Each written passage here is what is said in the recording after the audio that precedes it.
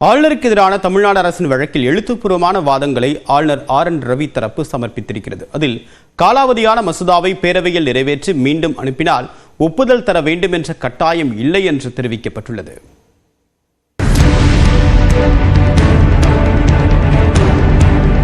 தமிழ்நாடு ஆளுநர் RN ரவி சட்டப்பேரவை மசோதாக்களுக்கு ஒப்புதல் வழங்காத விவகாரம் மற்றும் துணைவேந்தர் நியமனம் தொடர்பான விவகாரங்களில் அவருக்கு எதிராக தமிழ்நாடு அரசு சார்பில் உச்சநீதிமன்றத்தில் தனித்தனி ரிட் மனுக்கள் தாக்கல் செய்யப்பட்டன. இந்த வழக்கில் அனைத்து தரப்பும் எழுத்துப்பூர்வ வாதங்களை ஒரு வாரத்தில் தாக்கல் செய்ய உச்சநீதிமன்றம் தெரிவித்திருந்தது. தமிழ்நாடு அரசு தரப்பில் உச்சநீதிமன்றத்தில் எழுத்துப்பூர்வமான வாதங்களை தாக்கல் செய்யப்பட்ட நிலையில் நேற்று ஆளுநர் தரப்பில் எழுத்துப்பூர்வ வாதங்கள் தாக்கல் செய்யப்பட்டன.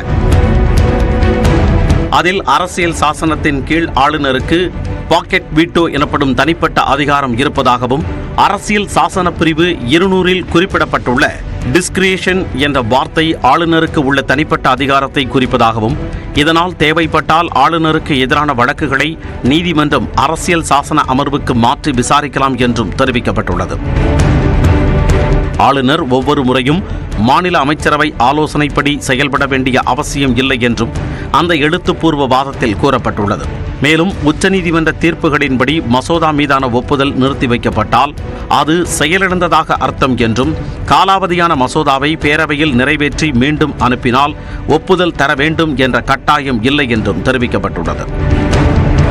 குறிப்பிட்ட காலத்திற்குள் மசோதாக்களுக்கு ஒப்புதல் தர வேண்டும் என்கின்ற பஞ்சாப் வழக்கின் தீர்ப்பு தனக்கு பொருந்தாது என்றும், இந்த விவகாரத்தில் நீதிமன்றத்தின் மற்றொரு குறிப்பில் எந்த சூழலிலும் என்ன காரணமாக இருந்தாலும் ஆளுநரின் கைகள் கட்டப்படக்கூடாது என கூறப்பட்டிருப்பதாகவும் ஆளுநர் தரப்பின் எழுத்துப்பூர்வ வாதத்தில் இடம்பெற்றுள்ளது.